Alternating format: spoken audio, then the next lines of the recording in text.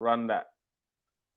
Oh yeah, now my people, is your guide, the Niger Englishman, and we are here on the Armory TV alongside my co-host Akpos from Football and Pigeon. We're here to do a rundown of the Arsenal players at the African Nations competition. Let's go.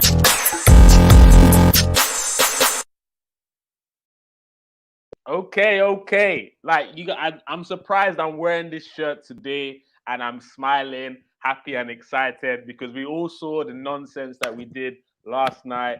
Obviously, this isn't the match review. We done that earlier today, or I done one on my channel last night, so we're not gonna go into too much on that. One player in the Afcon made it to that game, so we will touch on that moment. But that's the only way we're going to go into that game from last night. So big up everyone. If it's your first time on the channel, don't forget to like, share, comment, and subscribe, whether you're watching it now or whether you're watching it later. We're on the road to 400 subscribers. Show us some loves and click that subscribe button. Akbos, you are in the mix. You are currently in the Cameroon right now. First of all, before we go into the specific Arsenal players, tell me how it feels to be in the mix of the AFCON tournament. How does it feel to actually be there, live and direct? Well, I think it feels very good. It's been an amazing experience for me to actually be here in person and experience the best of African football at its best going on in this AFCON in Cameroon. Because going into this tournament, a lot of people, there were a lot of reports that it might have been postponed, already Yeah, I heard be that. postponed from 2021 and this 2022, and it's been exciting that the biggest footballing competition in Africa is actually taking place. And we're seeing good football. We're seeing all of the African vibes, all of the African supporting spirit, and everything that brings the light out of African football. We've been saying, even though there's been one and two incidents with one incident actually with officiating, but I don't think that can take out the shine in this AFCON taking place in Cameroon right now. 100%. And yeah, just like people do like to talk about that one refereeing incident, but we've seen incidents like that in the World Cup. We've seen incidents like that in the Euros, maybe a little bit Not the different, first time it's happening. Yeah. but what I would say is it's not an African thing. Everyone is an individual. Anyone can make a mistake. So don't make it an AFCON thing or a Euros thing or a World Cup thing. It was just that individual's thing. Unfortunately, he definitely got it wrong. But yeah, we've had some fun highlights as well. One of the funniest moments of the tournament for me was in the Ivory Coast game. Last minute of the game, Ivory Coast are winning 2-1. And I don't even know what the goalkeeper was playing at because boy, it was like it was easier for him to save it than mess it up. Do you remember that incident, Aquos? For me, I think it's one of the things that we see in the game. It's not just an African thing. We see it in big games where big goalkeepers, big keepers who represent top European clubs, have made errors like this ones. We've seen it even 100. the UEFA Champions League final and the World Cup. There are Yep. mistakes. So for me, I think Yep. that was a one-off, and we don't have to flog him too much on that one. For And we sure. For see sure. that It's fun. goals will not happen in this sport if there are no mistakes. So I think one it's hundred it's a percent. part of the game. So And it's we part of can we human can't error. yeah, Human human error error happens. is going to be ever present in the game. So big up the goalkeeper from Ivory Coast though, and I hope he's going to. Yeah. I think they said he's injured after he was injured after that, so I hope he's going to be back and we could see him perform again in the Afcon and hopefully give a more convincing performance. That injury will make anyone pretend that they're injured. Or so, boy, big him up though. Big him up though. Kudos to him. Like, let me get into some of the comments real quick. Then we're gonna break down some of our Arsenal lads. So, I don't know why it's not working right now. Gumza, help us out in the comment section. I can't control it. So, Gumza, you're in charge of comments today. Big up my guys. My good morning from NYC. I don't even know what time it is for you, Tony, but big you up for logging into the show. We got my guy in Rwanda right now, Uche from Kigali. Big him up. I know he's following the Nations Cup, and Gums are always here live and direct. But the first person we're going to talk about, really, Akpos, is Aubameyang. Like, because there was a whole lot of talk about him. This is a great tournament for him to bounce back and forget all the trials and tribulations of things that are going on at Arsenal right now. Just getting an opportunity to focus on his football again. But unfortunately, because of to be honest, I don't 100% know what the issue is, but it's definitely been some COVID issues, some health issues. I've heard there's been a heart issue. The papers tried to spin it like it was a disciplinary issue. I'm hearing all sorts of things. But all I know is he's back in London. He's getting medical checkup from our team, and hopefully we'll see him back in action again. What do you think about the whole ABBA thing right now, Akbos? Well, I think for me personally, I think it was a disappointment for me that I couldn't actually see him play at the AFCON because I brought his Arsenal jersey to Cameroon. Yeah, I was hoping that I could actually go to see one of the games where he would play and actually maybe get an autograph from him or something. But I was disappointed. But as we always say, health issues always come first, and I'm wishing him a 100%. speedy recovery. I hope that we will see him very soon back putting on an Arsenal shirt and doing what he knows how to do best, which is to put the ball in the back of the net. About the old issues and all of that, for me, I don't know why the media is trying to spin it to a different narrative because maybe they see him as a guy who has already got disciplinary issues in terms of what has happened with him in Arsenal in the last couple of months. Maybe they're trying to drive traffic with all of these stories, but I don't think that was really what happened because Gabon said they were going to send him back to Arsenal. Arsenal said they've always been in touch with him about the issues, and I think he's not the only player in Gabon that was let out of the camp. I think there were two. I can't remember the other player's name right now. They were sent back home to their parent club, and we are hoping that soon they will overcome because I think what he is experiencing is what some people do experience after they test positive for COVID and all of that. And we are wishing him a speedy recovery, and hopefully we would see him once again in an Arsenal shirt. And I'm hoping that there's a What? possibility that would happen. But it's a Me too. disappointment that yeah, it's a disappointment that he has not performed. He has not participated in this AFCON.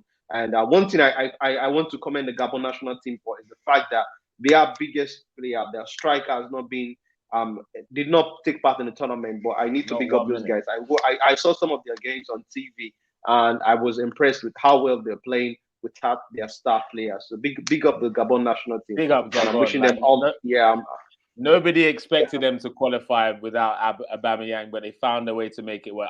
I think that Aubameyang missing kind of brought the group closer together because let's be honest, he's the talisman. He's the guy that usually saves them and fires them into these things. And he's like, you know what? We got you, Abba. You're our captain. We got you this time. Just recover. I think that's what happened with Gabon personally.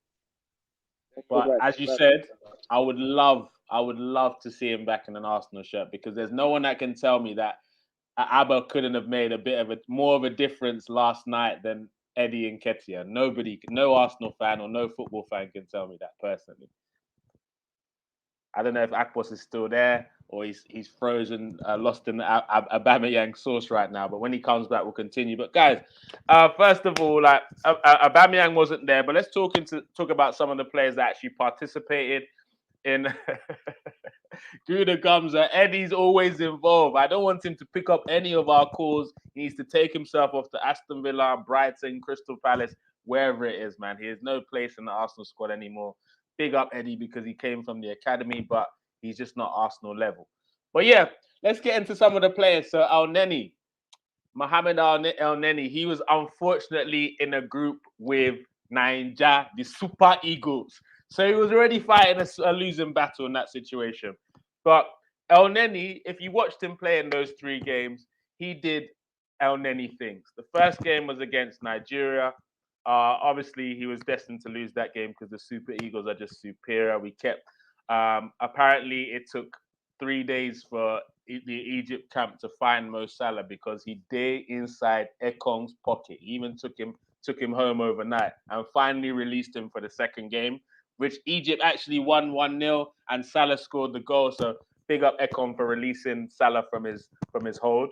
But El Neni, I watched at the second Egypt game, and in that game, I watched El Neni. Basically, there was like a 2 to 3 minute period to play where all he was doing was pointing to everyone else. So one of his players had the ball, and rather he was the most open player, but rather than receiving the ball, he was like, "Yeah, pass to him, then pass to him, then pass to him." It was like pass to everyone but me, because when it eventually gets to him, you know what, go on.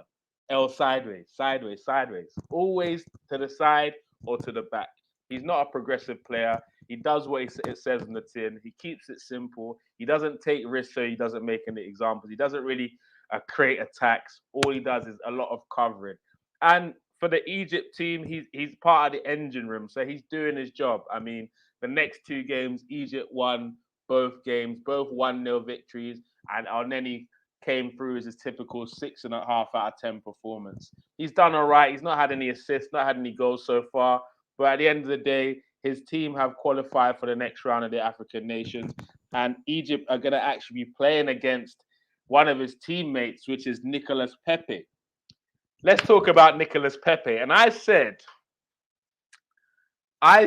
that Nicolas Pepe, this is a big tournament for Nicolas Pepe. I don't think there's any Arsenal player that needed this tournament more than Nicolas Pepe. You agree with me, Gamza? Big up, Gamza. Welcome to the show, bro. Do you not What's believe going on? that? Sorry, late. It's all good, bro. I was saying that there's no one in the Arsenal team that went to the AFCON that needed this tournament as much as Nicolas Pepe. What do you reckon? Oh, 100%, 100%. I think El Nene, he is what he is, isn't it? Like, he's just a bit part player. Probably not even looking to really try and get a move. He's probably just happy where he is at the moment. 100%. And if he does get a move, it would just be like a Turkey or one of them countries. Like, no one big's going to come for him. Whereas Pepe, yeah, I think this is a crucial time in his career. What is he, 24? He's not. It's 20. He's 25, bro. He's 25, going on 25, yeah. So 26 soon. Yeah. this probably is like his biggest move now. This is where he either goes to the next level or he just kind of, do you know what I mean, filters out a bit. So yeah, he needs a big tournament, and he seems like he's delivering at this moment in time. 100%. And he was in the group at the start of the group. I remember we did the show a couple of weeks ago, and I talked about the favorites are Senegal and also Algeria. And Algeria happened to be in that group with Pepe, Mm. also alongside Equatorial Guinea. And man like Gunnar King, Sierra Leone Warriors as well were in that group as well. Yeah, yeah. But but in the first game, he was on the bench, came on, didn't really affect the game too much. But the second two games, he got his two starts. The Mm. first game he started, man of the match performance. He got himself a goal and he looked really, really busy in the whole game. I don't know if you saw that second game, but he was really busy in that second game, in and about doing the things that encouraged Arsenal to sign him in the first place. Mm. He looked like rejuvenated. So he got his one goal. Then the game yesterday against Algeria. Oof, my oh my, that was one fixture that I was really looking forward to for different reasons at the start of the tournament to when it was actually played, because I knew it was going to be an open game. Mm. Algeria needed the win, and Ivory Coast wanted to secure that top spot in the group. So I don't know. Did you manage to see that game? You know, I'm just catching the highlights at the moment, Highlight. just because of the timings, work, and then obviously trying to get to watch this team here, which caused me nothing but stress. I understand, bro. I understand. But yeah, But it was because the game was uh, yesterday. It was quite late in England, so mhm. we was I think I maybe just got to the stadium or just before I got to the stadium, and literally just heard through like Pepe's doing a madness again. A couple of guys in and around where I was sitting were talking about him as well. Like obviously everyone's checking their phones and people are keeping everyone Mhm. updated. But I think from what everyone kind of says, we know there's a player in there, but at Arsenal it just probably can't thrive, and that might be to do with Arteta and where Arsenal are at rather more than Pepe, if that makes sense. Do you I agree with think that? with him as to be honest, I think it's he needs to take advantage of his cameo appearances, like for Mm, example, like an Martinelli. Like even though he was not around the team for a while, whenever he was asked to come on for like a 15-minute, 20-minute job, he excited the crowd. Either chased people down with his energy or created a mm, goal or an assist or something like. And that's one thing that Pepe, when he comes on as a sub, it feels like he feels he still has 90 minutes to play rather than I need yeah, to make yeah. an impact right here, right now. Like that's my Mm, issue mm, with it. So he really needs to take his chances. And yesterday's game, he got a goal and an assist, another close to man of the match performance. That's two starts, two man of the match performances mm. alongside Kessie as well. But watching that 90 minutes comes out, it just looked like Arteta, are you watching? That's what that performance said to me, Yeah. the way he was playing, man. Arteta, are you watching me? literally. I don't know if you got that, Akpos. Did you catch that, Nicholas Pepe? Did you watch the game yesterday, Ivory Coast against Algeria? Yeah, I think that was a very impressive work from Pepe do, because I think going into this competition, we know he has not been opportune to get a lot of game times for Arsenal, and I think this is a competition that he should really grab hold of, and hopefully, if he's able to replicate this kind of performances to the end of the competition, I think when he comes back, he should be trying to fighting to get his back in the team. Hopefully, let's see how it goes. But I think he's becoming a key player for this Ivorian team. I think it did not start the first game for them. He was on the bench, but we've seen that since he has come into this team, he's taking a claim for a starting shirt in that 11. And I think is becoming one of their danger mans going into the knockout stage. Yeah, for sure. I don't know. Looking at the lineup, Gumza, before the game, I was very surprised to see the fact that Zaha was on the bench, but yet Pepe was starting. Because if we're going on club form, Zaha's definitely more in form than Pepe. But I guess Pepe did get a man in the match the game before. So does that show that he's more comfortable in his national team, or has he just been given more confidence from his national team manager? What do you think it is, Gumza? I think the confidence from the national team manager.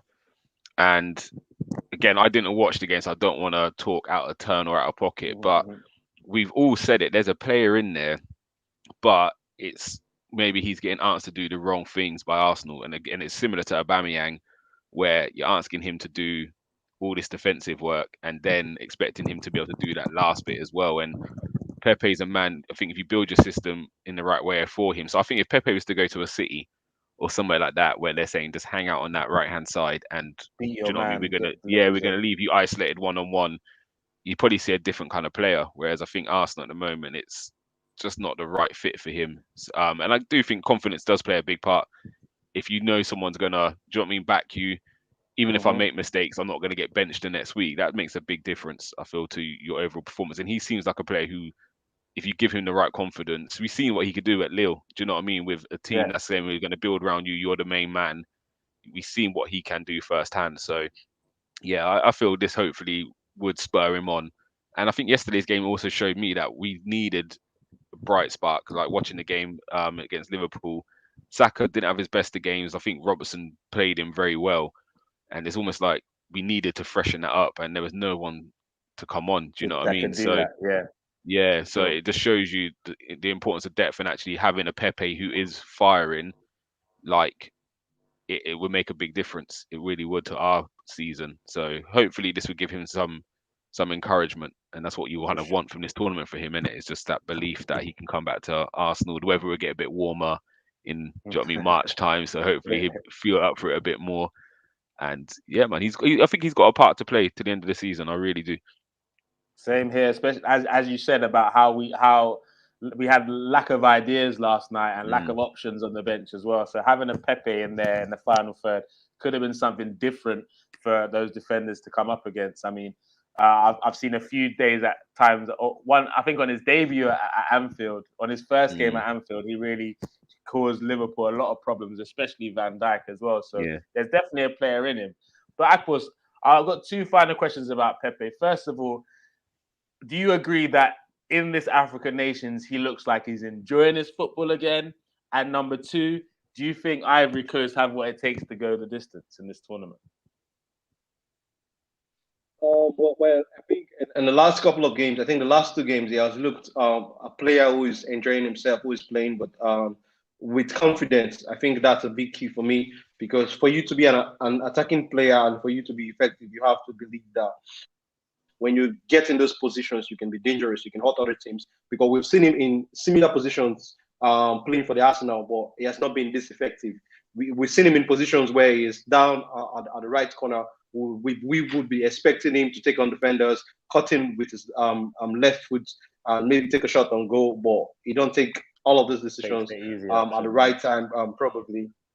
Yeah, so I think we're seeing a more dangerous player. A Pepe who looks more like the guy playing for Lille. A Pepe who looks more like the guy who signed with all of that money. So, but with in terms of how well their team, the Ivorian team is playing right now, I think they're going to be in the discussion for which team eventually get on the final probably or win this AFCON, because I think that they're looking like one of the most dangerous teams right now. If we would not want to put Cameroon and Nigeria in the discussion. For sure. And I think I said at the start of the tournament that Ivory Coast have the best squad. But in terms of how they perform as a team, there's other teams that can compete. But I definitely would say Ivory Coast have the best squad. They're up against Mo Salah's and Mo El Neni's Egypt side. So we'll see, man. I mean, one of the big guns are going to get knocked out of that tie. My money is on Ivory Coast going through, and a lot of Liverpool fans will be happy that Salah is on his way home very, very soon. Do not worry about that one. But guys, to finalize the Arsenal players at the AFCON, we got to talk about the guy that he made a comeback to this team last night, which is very surprising and, to be honest, kind of embarrassing that we had to even call him back after just arriving in the country yesterday, the morning of the game. But Thomas Partey was probably part of the biggest disappointment, other than Algeria, because they got knocked out before. Ghana got knocked out before Algeria. At the time, it was probably the biggest upset of the African nations, with the players they have in their squad that play in the likes of Spain, the likes of the Premier League, and also in France. A lot of people did expect a lot from this Ghanaian side, but I don't know about you, Gums Up. When I saw Thomas Partey playing in the number 10 role, I knew Ghana had problems, bro. What's your thoughts on that decision by the Ghanaian manager? Do you know what? It took me back to when they used to put John Obi Mikel in that position. In Niger used to do it. Like, it's just, yes, he might be better than some because of his history, but it doesn't mean you're made out for that position. Play him Yeah, where he's meant to play. Um, what does that say to everybody else when he's playing out of position? Like, yeah, it just didn't make no sense to me. I don't know. I don't know if they've been watching him the last 2 years and his shooting and passing, but it ain't been number 10 standard. So sometimes that just sets you up on the wrong foot to start with, don't it? And yeah, that was a massive disappointment, to be fair. Them going out, like, even for the competition, sometimes it's good to see other teams go through, but equally for the stature of AFCON, it's like in the Euros, just say, I don't know, Italy or Germany go out in the group stages. It's that not damaging, but do you know what I mean? It's like, yeah, for viewers, you need them big countries, not being disrespectful to any other country, but sometimes you need those regular names in there to kind of just make sure, do you know what I mean, people are still tuning in. And obviously Ghana's got a yeah. massive, massive population in England. So yeah, that really shocked me to see them go out, if I'm honest. But for me, even more of a shock is that Ghana ended the tournament on 1 point, bro. That's bad, isn't it? 1 point. The mighty Ghanaians. Big up, man, like Kenebi Tunnel TV. How you doing, bro? I'm We're good, just man. talking about the Thomas Partey matter. Like, so what do you think went wrong for Ghana and Thomas Partey in this AFCON tournament this year? Well, it's karma. If you look at the way they qualified, they practically cheated to qualify. So they deserve to go out. It's karma. What happened? Please talk us through. I I don't know think this. they did a handball. There was a handball, like a Thierry Henry incident. Oh, okay. Yeah, that's how they qualified for the Nations Cup and for the World Cup qualifier. So it was really a big speculation. I think it was against South Africa. South Africa wanted the game replayed. So, it's karma. It's actually karma. So, and the Ghanaians, if you look at it, they were very hot tempered on the pitch. Andre Ayew was indisciplined. Yeah, Even his press conference was very heated. Like they were just all over the pitch. I don't think they came in there with a mindset to actually win the tournament. They just, there was no togetherness in the team. There was no organization. I don't know. This is it's very unlike Ghana, but I definitely. don't know. And Another one and bites the dust.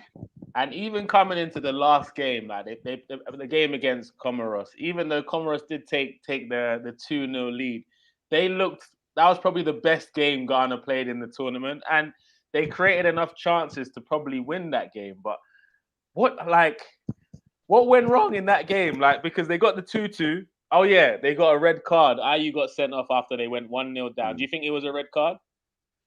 Well, I think it was. I didn't watch the game. I didn't watch the game, so I can't really say much. All I can say was before that game, Ghana, they have had a discipline problem. They've been getting cards. They've been fighting referees. They've been, they even fought. They fought what you call it, the referee in the last game. Yeah. So They had a what are lot we of issues. saying? They're a very heated team. So I don't know. I think it's just the reputation they have. They need to get their discipline together.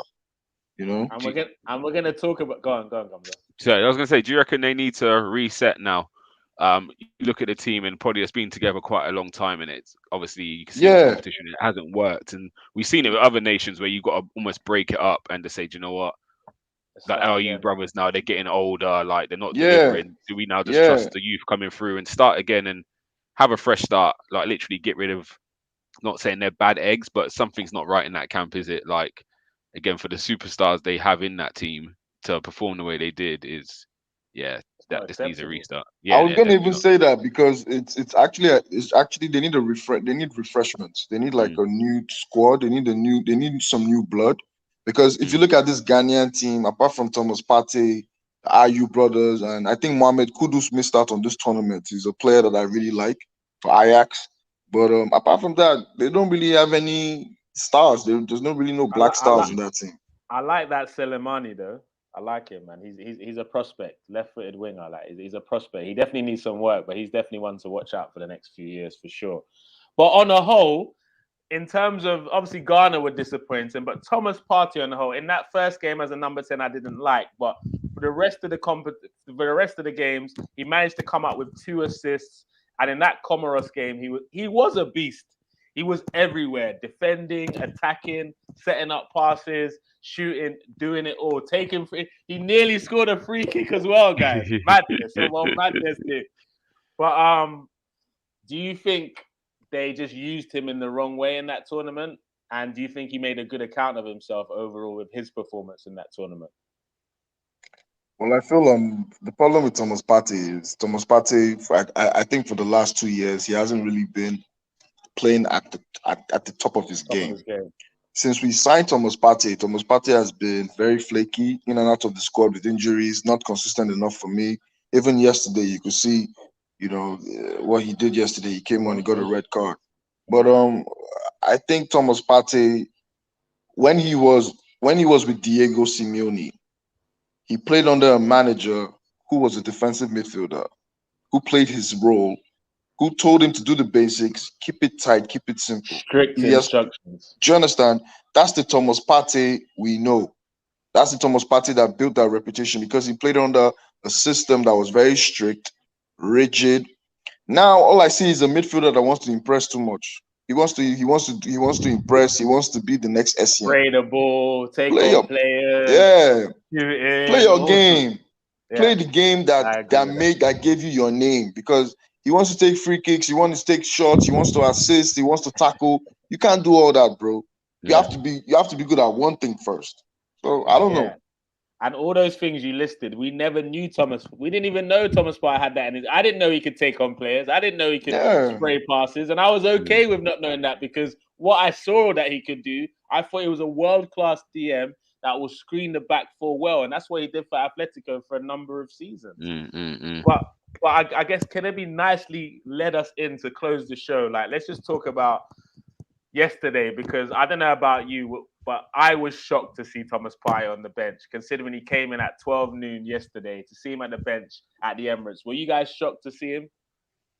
Do you know what? I think when he put the Instagram picture up, which you showed, I Yeah, thought, yeah, he's gonna play. And to be fair, for him to be on the bench, I thought you just start him then. Like if he's in the squad, just you start just him, just right? play him, just play him. And again, I think the thing with Partey, vocally, he's not the loudest, I don't think, on the pitch. But what I've seen in him is this element of trying to take responsibility. So what you see in the last game in the Cup of Nations was him trying to do everything.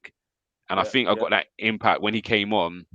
He tried so hard to just impact it. He ended up getting caught not out. doing it. And again, I think this is what you're saying earlier, Kanibi, with the Atletico role. He was very much told, just do this. All we need to do is this. I have Saul. I have them other players who could do the other stuff. Just look after that side of things, and we'll do the rest. And I think this is half the issue with Arsenal, and maybe with Ghana as well. Maybe he's getting not asked to do too much, but he's trying to Mhm. take responsibility and do everything. And I think this is why he's been breaking down for Arsenal so much as well, because physically you look at the size and think, yeah, he'd be able to do a box to box role. He can Mm, get up and mm. get down, he can get tackles, and he can do all of it. But actually, his body might not be conditioned for that. So now when he starts doing that bit extra, it's now niggling injuries. And do you know what I Very mean? He true. doesn't look like he can moat around the pitch like that. So I think maybe we need to take some responsibility off him and say, literally, if you just do that for us, then the rest will sort the rest out. Do you know what I mean? And I think that's played into the yesterday's red card. I think he came in and tried to put it about a bit because we didn't really lay a glove on him, and Mhm. like he looked like, but again, probably not fit. Do you know what I mean? Obviously, had a game, then had to travel how many miles to get back. Like, no Didn't real, train. Yeah. yeah, no proper warm up and that before as such. Like the day before you go through your motions, get your massages, he might have missed out on all of that stuff. So, and again, I think it's a credit to him that he wanted to get back early For and sure, for sure. get back I'm and play. impressed that he wanted to get into this team. But Kennedy, do Yeah, you agree with Gums in the sense of if you're going to put Partey in the squad against Liverpool, you might as well start him, then take him off in the later stages rather than Yeah, ask him to come on for 20 minutes to affect the game. Do yeah. you agree with that? For me, yeah, I agree with that. But for me, I didn't want to see Thomas Partey involved at all. I mm, didn't want to see Thomas Partey involved at all. Thomas Partey had no business being on the bench. He could have been in the stands watching the game or in the dressing room motivating the boys. I would have rather seen a young player play there, because the Burnley game for me is more important than this game. This game, yes, is a cup final, it's a semi-final. If we go to the final, we're still going to the Europa League. Anyway, the way we look at it, Arsenal is going to go to the Europa League this season. I know that. We're at least going to go to the Europa League this season with the way we are playing this season. So Europa League is not really my problem. My issue is the game against Burnley is going to leave us very thin in the middle. Arteta Arteta's game management sometimes shows his inexperience. You're playing against the Liverpool team that has Fabinho, Henderson, Curtis Jones, young players that they bring in. You have only Lokonga. Shaka is not available It's never against going to Burnley. work. Where are the academy boys? Play them. Let them fail. It's okay. Do you understand? Arsene Wenger used to do that. I remember Wenger when we always had a centre back out. Arsene Wenger would bring in an academy boy to play either right back, centre back, or left back. Do you understand? Play a player in his natural position. Why are you risking Odegaard in the midfield? You have made Odegaard run yesterday. And Thomas Partey, for me, yes, like I said, like you said, he came off 12 noon, no massages, no time to restore yourself, no time to recover. Obviously, he came into the game feeling like, okay, he wants to impose his physical presence with those silly tackles. And look at where it got him. So I don't know. There's a lot of things we need to solve in our midfield. We have too many red cards. This is 14 red cards. It's ridiculous. It's Crazy. ridiculous. That means at least a starting 11 and 3 people on the bench have taken a red card. If That's you look at the madness. numbers, it's That madness. no, it is madness. And It's and guys, madness. look, this is the thing about Arsenal Football Club. Our matter just keep piling and piling and piling up. If we wanted, we could be on this stream for 2 hours. But yeah, later on today, you'll see we've got the Burnley preview coming up today as well. Comes all right, yeah. or The is it Burnley tomorrow? preview tonight. We got the transfer show, but we're gonna maybe link it with a match reaction because we didn't manage to get a reaction done yesterday. I didn't Okay. get back home till late, so yeah, we're gonna just double that one up a little bit. But Okay. yeah, I think there's a lot to talk about because it's a lot of problems are coming to head at the same time. We kind of after the first 3 games, we've had a solid 11 that didn't change much. I think the only change we then had was Abba and Lacazette swapped, and Mm-hmm. then Martinelli grabbed his place and Smith Rowe got injured. And Apart from that, Tavares was it was Tierney. yeah, it was really settled for most of the Yeah, season. 100, But 100. at the moment, it looks like it's come to head. Do you know what I mean? A lot of injuries. So what we're hearing, I'm not sure if you lot heard it. Tomiyasu hadn't trained all week, Yeah, and and it then showed. It showed. yeah, Chambers and Cedric both picked Suarez up were out. knocks. Yeah, so literally it was a case of either the youngster or and then Tomiyasu volunteered and said I'll play, um, which in hindsight probably was a bad decision. But again, you're going to go with the experience of Tomiyasu. So he hadn't trained for what best part of 2 weeks, maybe 3 weeks. We hadn't Mm-hmm. seen him, so yeah, he's been out a while. And again, it's the midfield problems are now happening. So it is that element of did we fail to prepare for this window? We knew AFCON was coming. I know, Nigel, you're very much on that. Like, we knew it was coming. We should have had replacements in. We loaned out Maitland-Niles, who could play that position. Like, long term, yes, he needed to go on loan, but should we have waited till deadline day and say, listen, we'll let you go, but get us through Until we January. get a replacement. Yeah, 100%. Yeah, we got Partey and El Neni to come back end of January, so get us through January, and then you can go. Like, for sure. you know And what I mean? Gamza, I hope that you lot in the transfer show have got some good news to announce. Talk about some good links. We're actually going to sign some players towards the But end this of is January. what I feel. This is what I feel. This is I hope Arsenal. so. This is what I feel about Arsenal. Every transfer window, we always do it in the last 2 weeks of the window. So Yeah, or the forget last about day. Arsenal till the Deadline last day. 2 weeks. When it comes to Yeah. incomings, I don't think about the middle, the start. It's always the last period of the Last- window. We're always The last day, minute. not even the last Yeah. day, the last day, bro. The last And it's hour terrible. sometimes. It's So terrible. guys, that's the AFCON roundup.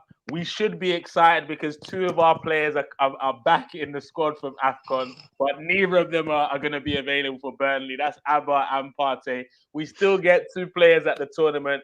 Egypt, that represented Egypt with El Neni, and Ivory Coast with Pepe. They are playing each other, but I guess we should get excited that one of them is going to return. To be honest, I'd rather Pepe come back than El Neni, but we all know what's going to happen. El Neni's going to be back. We know how it goes.